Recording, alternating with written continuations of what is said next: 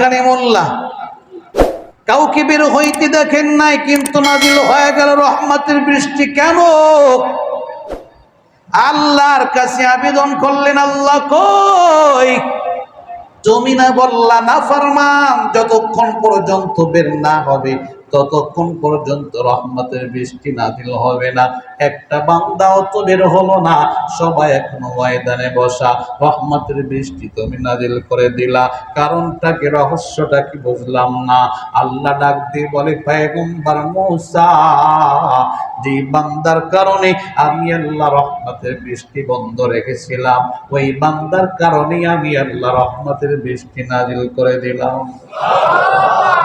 পয়গম্বর মূসা কালিমুল্লাহ বলে, আল্লাহ ঘটনাটা কি ভালো করে বলো। আল্লাহ ডাক দিয়ে বলে, মূসা তুমি যখন ঘোষণা করলা নাফরমান বান্দা ময়দান থেকে বের হয়ে যাও, সাথে সাথে আমার বান্দা নিচের দিকে তাকায়া আমি আল্লাহকে একটা ডাক দিয়ে ফেলছে, এরে মূসা শোনা নাও, আমি আল্লাহর অন্তরে অনেক মায়া, আমি আল্লাহর পদ্ধতি অন্তরে অনেক দয়া। আমার বান্দা যখন আমি আল্লাহকে ডাক দেয়, আমার দিকে যখন বান্দা রুজু হয়ে যায়, আমার দিকে মনোনিবেশ করে, তখন বান্দার ডাকে সাড়া না দিয়ে আমি আল্লাহ পারি না। আমার গুনাহগার বান্দা তোমার ঘোষণা শোনার পর দিল থেকে আমি আল্লাহকে ডাক দিয়া খাঁটি তওবা করে ফেলছে, যার কারণে আমি আল্লাহ রহমতের বৃষ্টি নাজিল করে দিলাম। মূসা আলাইহিস সালাম বলে, আল্লাহ নাজিল করছো অসুবিধা নাই, তবে ওই বান্দাটা কে পরিচয়টা একটু দিয়ে দাও। আমি কারো কাছে বলবো না, আমি পয়গম্বর শুধু তার চেহারাটা একটু দেখে রাখবো। আল্লাহ ডাক দিয়ে বলে, মূসা রে, আমার বান্দা 40টা বছর নাফরমানি করলো, আমি আমার বান্দাকে বেইজ্জতি করি নাই, আমার বান্দার গুনাহ মানুষের কাছে প্রকাশ করি নাই। আজকে আমার বান্দা খাঁটি তওবা করছে, কাজেই তোমার কাছে কেমনে বান্দার নামটা আমি বলে দেব, বান্দার চেহারাটা কেমনে দেখায় দেব। বান্দার নামটা বলে দিলে তুমি খারাপ দৃষ্টিতে আমার বান্দার দিকে নজর করবা। ওরে মূসা, তোমার দিলের মধ্যে আমার বান্দার প্রতি ঘৃণা জমাইবে, তুমি তাকে ঘৃণা করবা না। রে মূসা না, আমি আল্লাহ আমার বান্দাকে তোমার দৃষ্টিতে বেইজ্জতি করতে চাই না। 40টা বছর আমার বান্দা আমার নাফরমানি করলো, আমি আল্লাহ 40 বছর ধৈর্য ধারণ করলাম, বেইজ্জতি করি নাই। দেখি আমার বান্দা আমার দিকে ফিরে আসে কিনা, দেখি আমার বান্দা আমার দিকে ফিরে আসে কিনা, দেখি আমার বান্দা আমার দিকে ফিরে আসে কিনা। 40 বছর পর আমার বান্দা ফেরত আসছে, আমি আল্লাহ খুশি হয়ে গেলাম। আমার বান্দা আমাকে একটা ডাক দিয়েছে, আমি আল্লাহর পদ্ধতি করে যা ঠান্ডা হয়ে গেছে। কাজী 40 বছরে যেমনি ভাবে অপমানিত করলাম না, আজও তোমার কাছে পরিচয়টা তুলে ধরে আমার বান্দাকে অপমানিত করব না। সুবহানাল্লাহ। আল্লাহ পাকের কত মায়া, আল্লাহ পাকের কত দয়া। সব নবী রাসূলুল্লাহ উম্মতদেরকে এই ঘটনা, উম্মতদেরকে এইভাবে আহ্বান করেছেন, পিছনে যে ভুল ত্রুটি হয়ে গেছে আল্লাহর কাছে ক্ষমা চাও, আল্লাহর দিকে রুজু হয়ে যাও। আল্লাহ পাক রব্বুল আলামিন তোমাদের জিন্দেগীর গুনাহগুলো মাফ করে দিবে, তোমাদের ডাকে সাড়া দিবে। আমাদেরকে আল্লাহ পাক উম্মতের মধ্যে কোরআন নাযিল করলেন, ওয়াইদা সাআলাকা ইবাদি আন্নী ফাইন্নী করিব উজিবু দাওয়াতাদ দাঈ ইযা দান ফালইস্তাজিবু লি ওয়াল ইউমিনু বি লাআল্লাহুম ইয়ারশুদুন।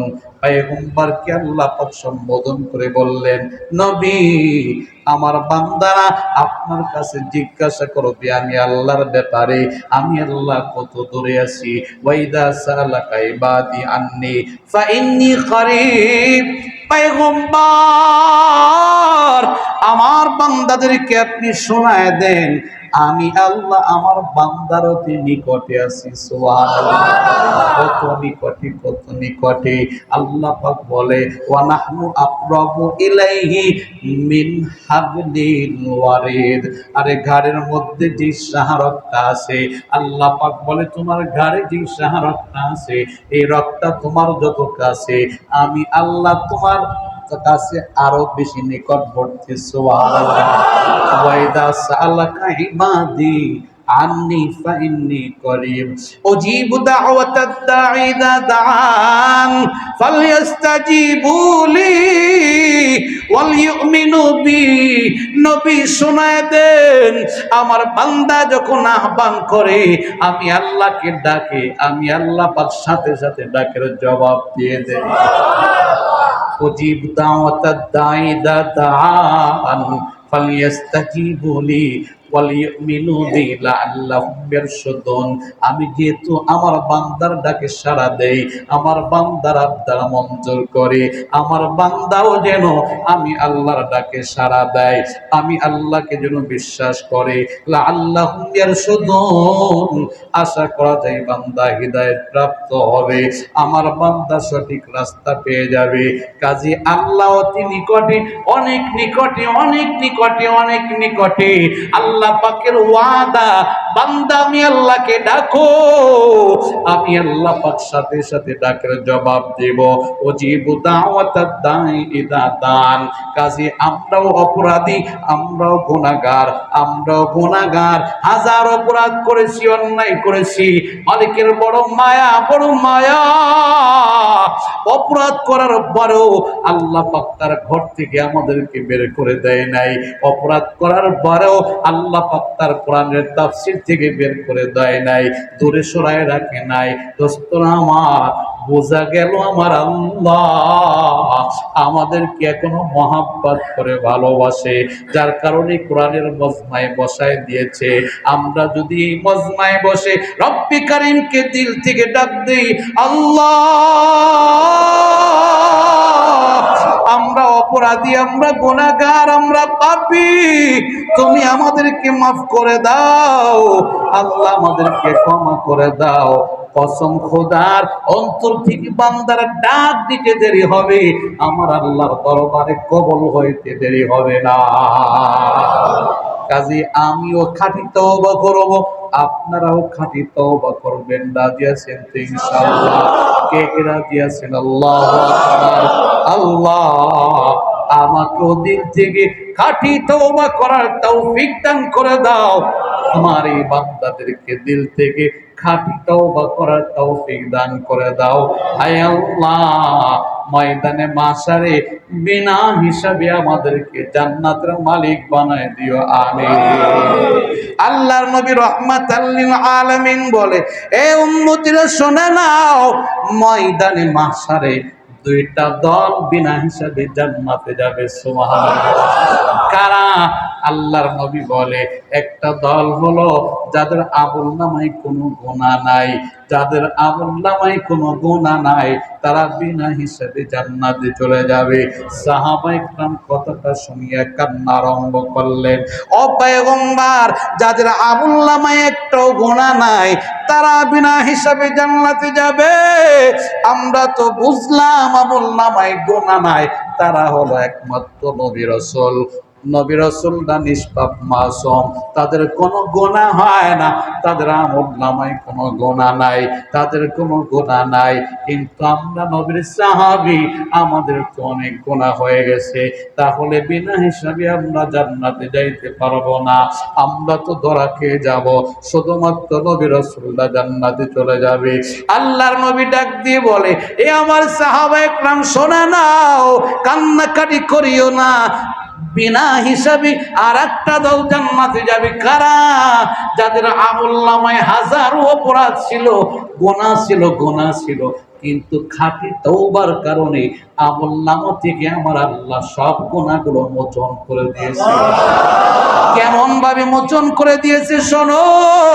আল্লাহ পাক রব্বুল আলামিন কোরআনে হাকিমে বলেছেন, আমার বান্দা যখন খাঁটি তওবা করে, দিল থেকে তওবা করে, অবাদ্দাতু সাইয়্যাতিকুম হাসানাত, আমি আল্লাহ এত বড় দয়ালু, আমি আল্লাহ এত বড় মেহেরবান, আমি আল্লাহর এত মায়া, বান্দারে কোটি কোটি গুনাহ তুমি করলা, দিল থেকে যখন আমি আল্লাহকে ডাক দিবা, আমি আল্লাহ মুহূর্তের মধ্যে তোমার গুনাহগুলোকে নেক দ্বারা পরিবর্তন করে দেব। সুবহানাল্লাহ। যেখানে গুনাহ ছিল ওই জায়গাটা মোচন করে দেব, গুনাহ থাকবে না। কিন্তু জায়গাটা যদি ফাঁকা থাকে দেখতে ভালো লাগবে না। কোথাও অনেক লেখা, আবার কোথাও সাদা, কোথাও কিছু লেখা নাই, আবার একটু অনেক লেখা, মাঝখানে ফাঁকা জায়গা থাকবে। আমি আল্লাহর কাছে এটা পছন্দনীয় নয়।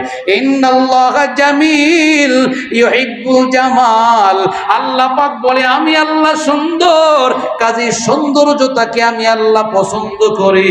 বান্দা আমি গুনাহ মাফ করলাম, আমলনামায় ওই গুনাহের স্থানটা ফাঁকা পড়ে থাকবে, সাদা পড়ে থাকবে, আমি আল্লাহর কাছে ভালো লাগবে না।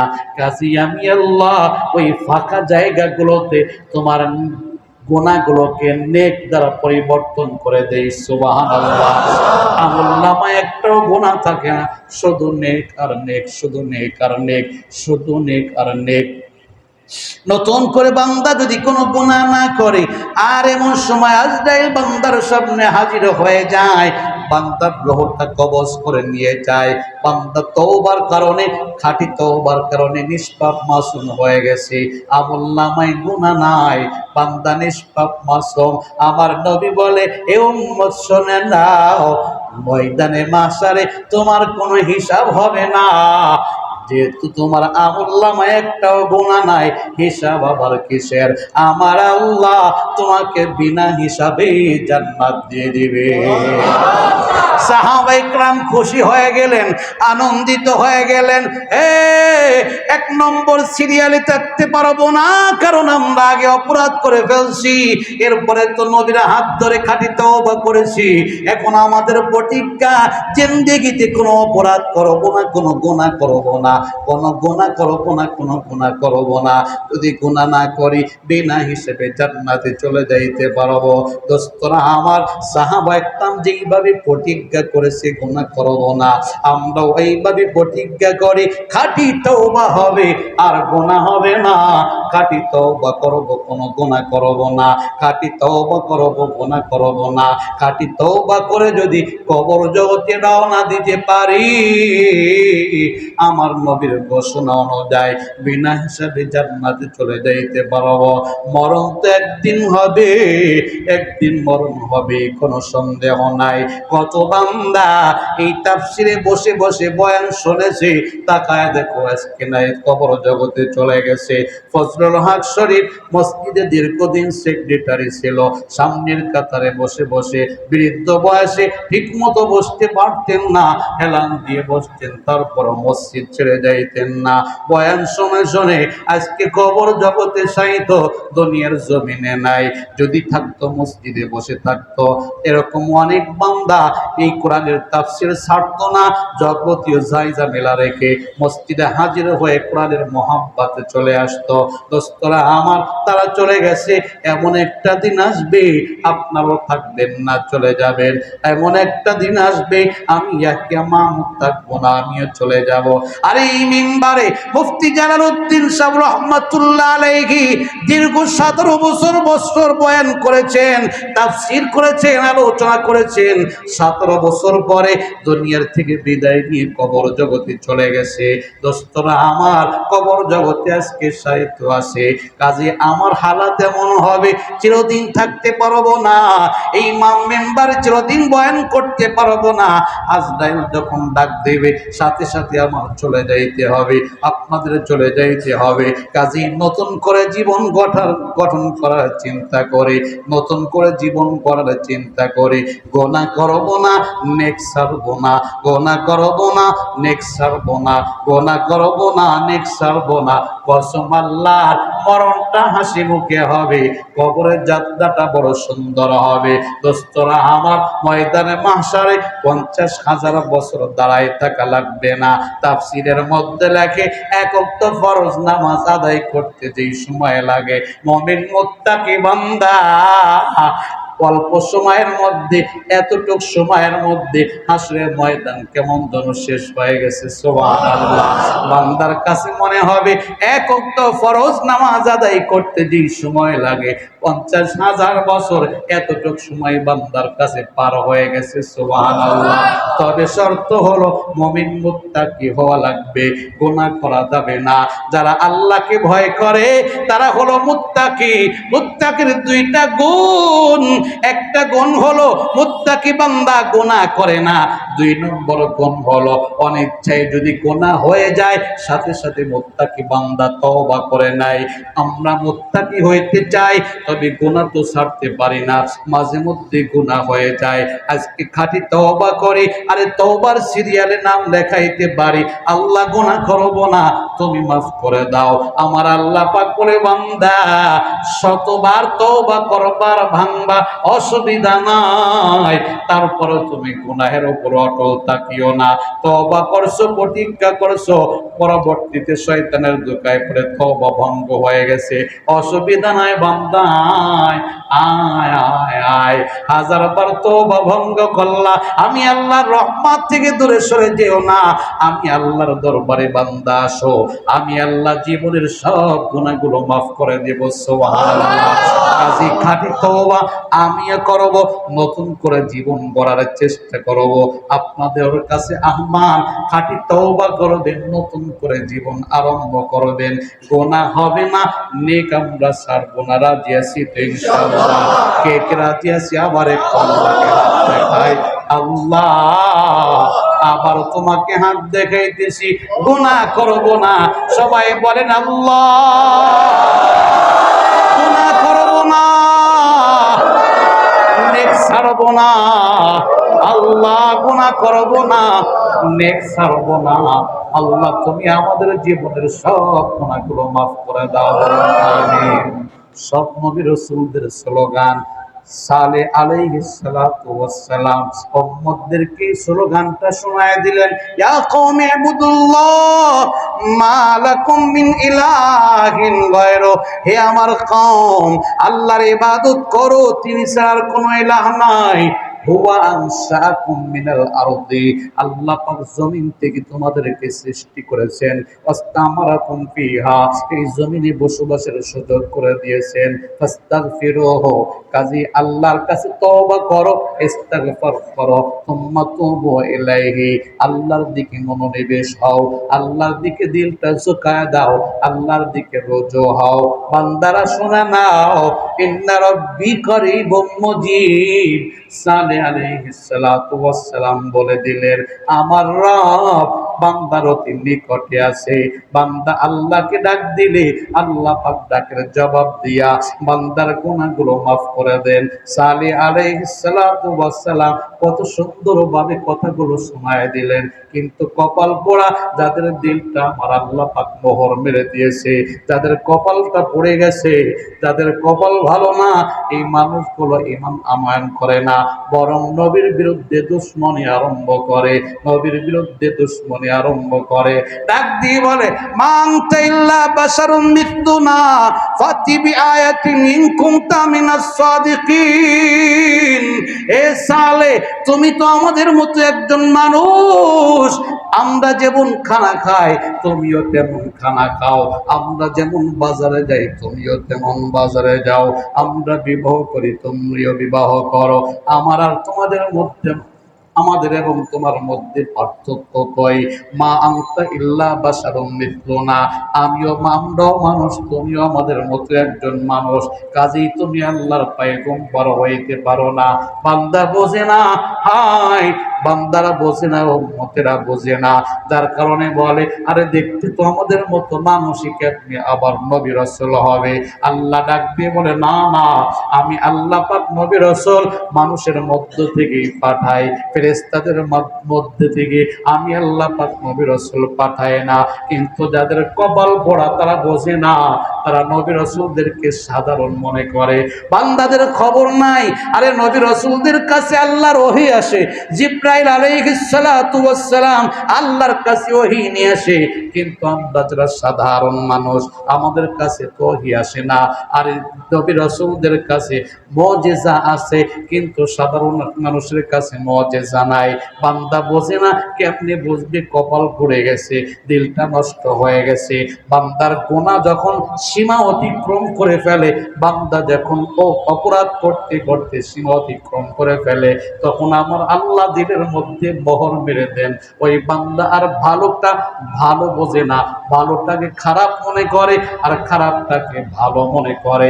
পয়গম্বর কত বোঝাইলেন, তওবার প্রতি আহ্বান করলেন, কিন্তু বলে না না এরে সালেম, মা আনতা ইল্লা বাশারুম মিথলুনা, তুমি তো আমাদের মতো একজন মানুষ, তোমাকে দেখতে আমাদের মতোই মনে হয়, কাজেই তুমি আবার নবী রাসূল কেমনে হইলা? ফাতি বিআয়াতিন ইন কুনতা মিনাস সাদিকিন, ঠিক আছে আমরা তোমাকে বিশ্বাস করব, একটা কাজ যদি করতে পারো। বলে কি কাজ? কোনো একটা মুজিজা তুমি দেখাও, কোনো একটা নিদর্শন তুমি দেখাও, সত্যবাদী যদি হয়ে থাকো কোনো একটা নিদর্শন আমাদেরকে দেখাও। পয়গম্বর সালেহ আলাইহিস সালাতু ওয়াস সালাম বললেন, কি নিদর্শন তোমরা দেখতে চাও? যেটা তোমাদের মুখ দিয়ে বের করবে, আমি সালেহ আল্লাহর পয়গম্বর আল্লাহর হুকুমে সেই নিদর্শন, সেই মুজিজা দেখাবো। সুবহানাল্লাহ। বলে কি নিদর্শন দেখতে চাও? বলো। যেই নিদর্শন দেখতে চাইবা আমি সেই নিদর্শন দেখাইব।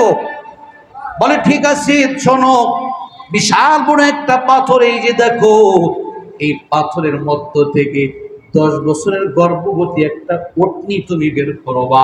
পত্নীটা পাথরের মধ্য থেকে বের হওয়ার সাথে সাথে বাচ্চা প্রসব করবে, বাচ্চাটার সাথে সাথে হাঁটা চলা করবে। এই অসম্ভব কাজটাকে তুমি যদি সম্ভব করতে পারো, তাহলে আমরা তোমাকে বিশ্বাস করব, নবী হিসাবে মেনে নেব। তুমি যদি এই কাজটা করতে পারো, কোনো অসুবিধা নাই, তোমার কথা আমরা শুনব। পয়গম্বর সালেহ আলাইহিস সালাম বললেন, অসুবিধা নাই, অপেক্ষা করো, আমি আল্লাহর কাছে দোয়া করতেছি, আল্লাহ পাক রব্বুল আলামিন তোমাদের দাবি অনুযায়ী এই পাথরের মধ্য থেকে অগ্নি বের করে দিবেন। সালেহ আলাইহিস সালাতু ওয়াস সালাম দুইটা হাত আল্লাহর দুয়ারে বাড়ায় দিলেন, আল্লাহ গো, আমার উম্মতরা মুজিজা দেখতে চায়। কি মুজিজা?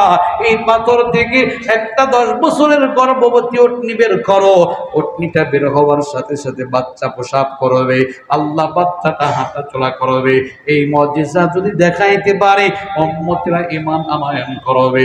আল্লাহ পাক বলে অসুবিধা নাই, অপেক্ষা করো, আমি আল্লাহ মুজিজা প্রকাশ করতেছি। দোয়া চলতেছে, তাকায় দেখা যায় পাথরের মধ্যে নড়াচড়া আরম্ভ হয়ে গেছে। সবাই চাতক পাখির মতো পাথরের দিকে তাকায় থাকলো, দেখি পাথরের মধ্য থেকে কি বের হয়, পাথরের মধ্য থেকে কি বের হয়। দোয়া করতেছে, লক্ষ্য করে সবাই পাথরের দিকে নজর দিয়েছে, তাকায় দেখি পাথরের মধ্য থেকে হঠাৎ করে 10 বছরের গর্ভবতী একটা উটনি বের হয়ে আসছে। সাথে সাথে উটনির বাচ্চা প্রসব করছে, বাচ্চাটা হাঁটা চলা করতেছে। আল্লাহর কুদরত প্রকাশ পেয়ে গেল, নবীর মুজিজা প্রকাশ পেয়ে গেল। কিন্তু কিছু মানুষ, অল্প সংখ্যক কিছু মানুষ যারা দুর্বল, তারা সাথে সাথে ঈমান আনয়ন করে ফেললো। কিন্তু অধিকাংশ যারা শক্তিশালী, যারা ক্ষমতাবান, যাদের অনেক বাড়ি গাড়ি ছিল, তারা বলে ক্বালু ইন্নামা আনতা মিনাল মুসাহহারিন, সালে তুমি তো দেখা যায় বড় জাদুকর। কপালটা কেমন পোড়া পড়লো। যারা ছিল বড় দুর্বল, গরিব, অসহায়, তারা ঈমান আনয়ন করছে। কিন্তু যারা বাড়িওয়ালা, সম্পদশালী, ক্ষমতাধর, এরা বলে ইন্নামা আনতা মিনাল মুসাহহারিন, আরে তুমি তো একজন জাদুকর, তুমি তো একজন জাদুকর, তুমি তো একজন জাদুকর। পয়গম্বর সালেহ আলাইহিস সালামের দিলটা ভেঙে চুরমার হয়ে যায়। আল্লাহ, তুমি মুজিজা দেখাইলা, পটনি বের করলা, কিছু মানুষ ঈমান আনয়ন করলো, কিন্তু অধিকাংশ মানুষ আমাকে জাদুকর বলে। এই ব্যথা আর কোথায় রাখবো? আল্লাহ ডাক দিয়ে বলে, আফসোস করিও না, টেনশন করিও না, আমি আল্লাহ পাক পটনিটা দান করলাম পরীক্ষা করার জন্য। তুমি একটু অপেক্ষা করো, সবর করো, তারা যদি পরীক্ষা থেকে নিয়ত না হয়, আমি আল্লাহ মুহূর্তের মধ্যে তাদেরকে ধ্বংস করে দেব। আল্লাহর ক্ষমতা আছে কি নাই? আওয়াজ দিয়ে বলেন আছে কি নাই?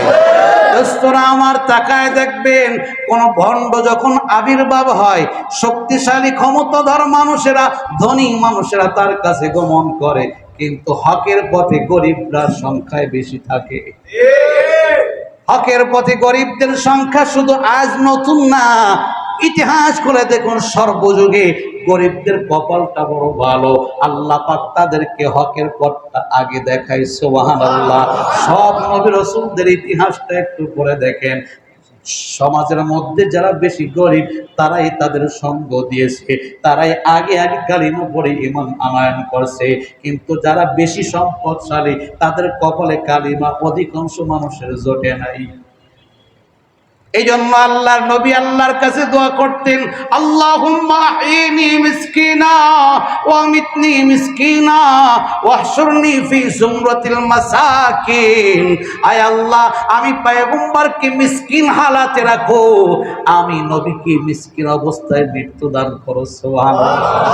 আল্লাহ গো, এক বেলা আমি পয়গম্বর খানা খাবো, তখন তোমার শুকরিয়া আদায় করব, আর এক বেলা না খেয়ে থাকবো, তখন ধৈর্য ধারণ করব। শাকের বান্দা যিনি হয় তার পুরস্কারও জান্নাত, সবের বান্দা যিনি হয় তার পুরস্কারও জান্নাত। আল্লাহুম্মা আহইনি মিসকিনা ওয়া আমিতনি মিসকিনা। আল্লাহ, মৃত্যু অবস্থায় আমাকে গরিব অবস্থায় মৃত্যু দান করো। জিব্রাইলকে আল্লাহ পাঠাইছিলেন, জিব্রাইল বলে, নবী আপনি যদি অনুমতি দেন, মুহূর্তের মধ্যে আমার আল্লাহ উহুদ পাহাড়টাকে স্বর্ণে পরিণত করে দিবে। সুবহানাল্লাহ। আপনার একটু অনুমতি লাগবে, আপনি চাইলে আল্লাহ পাক উহুদ পাহাড়কে স্বর্ণে পরিণত করে দেবে। উহুদ পাহাড় যদি স্বর্ণে পরিণত হয়, আপনার কোনো অভাব অনটন থাকবে না, আপনি অনেক বড় সম্পদশালী হবেন। নবী বলে, না, আমি ধনী হইতে চাই না, আমি গরিব হালাতে থাকতে চাই, গরিব অবস্থায় মৃত্যুবরণ করতে চাই। ওয়াহশুরনি ফি যুমরাতিল মাসাকিন। আল্লাহর কাছে দোয়া করে, আল্লাহ ময়দানে মাহশারে তুমি গরিবদের সাথে আমি নবীর হাসর করায়। সুবহানাল্লাহ। এটি আল্লাহর গোলাম। এই জন্য দেখবেন এই সমস্ত ভালো ভালো মজমায় গরিবদের সংখ্যা বেশি, গরিব ধনীদের সংখ্যা কম। কোরআনের মাহফিলে তাকায় দেখবেন কোটিপতির সংখ্যা কম, রিক্সা চালকের সংখ্যা বেশি। এটা এই জামানায় না, এটা প্রত্যেকটা জামানায় ছিল। সব নবী রাসূলদের প্রতি সর্বপ্রথম যারা ঈমান আনয়ন করছে অধিকাংশ গরিব, ধনীরা টিটকারি মারছে, এ তো একজন আমাদের মতো মানুষ, তার কথা কেন মানবো? আমার কথা না আমার মানুষেরা শোনে, আমার কথা না আমার প্রজারা শোনে, আমার কত গোলাম আছে, আমার কত খাদেম খুদ্দাম আছে, তারা আমার গোলামি করে, আমি কেন আর একজনের গোলামি করব? বিশ্বাস করতে পারে না, ঈমান আনয়ন করতে পারে না, নিজেকে ছোট মনে করতে পারে না, যার কারণে কপাল পোড়া ওই বান্দার ঈমান নসিব হয় না। সালেহ আলাইহিস সালাতু ওয়াস সালাম দাওয়াত দিলেন, মুজিজা প্রকাশ করলেন, কিছু সংখ্যক গরিব মানুষ সাথে সাথে ঈমান আনয়ন করলো। আর যারা ধনী বান্দা ছিল, সম্পদশালী ছিল, বড় বড় নেতা ছিল, কোটিপতি যারা ছিল, তারা বলে, ইন্নামা আনতা মিনাল মুসাহহারিন। ও সালেহ, তুমি তো দেখা যায় একজন জাদুকর, জাদুর মাধ্যমে তুমি পাথরের মধ্য থেকে উটনি বের করলা, কাজে আমরা তোমার উপর ঈমান আনয়ন করব না।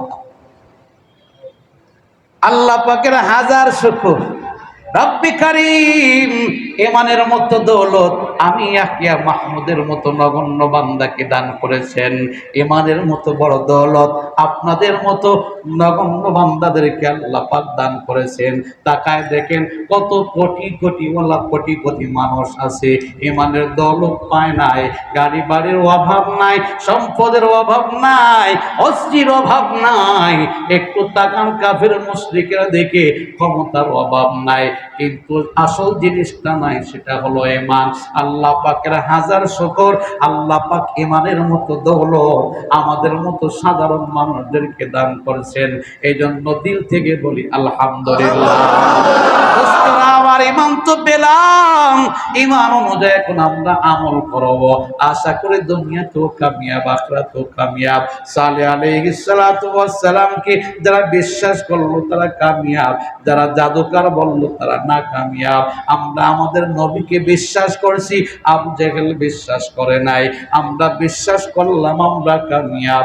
আবু জেহেল, উতবা, মুগিরা, শাইবা, আবু লাহাব বিশ্বাস করে নাই, তারা না কামিয়াব।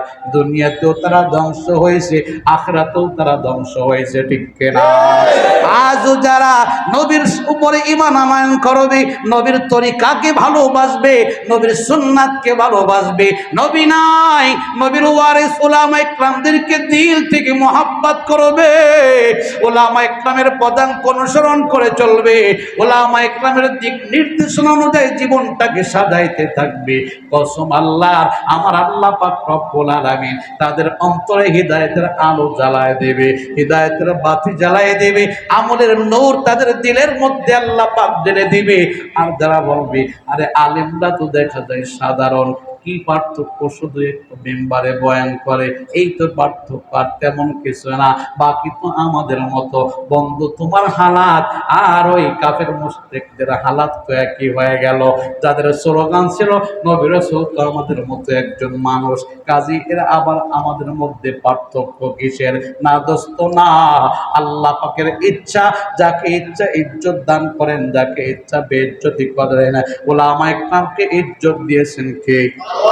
নবী রাসূলদেরকে যে আল্লাহ পাক ইজ্জত দান করেছেন, উলামা ইকরামদেরকে সে আল্লাহ পাক ইজ্জত দান করেছেন।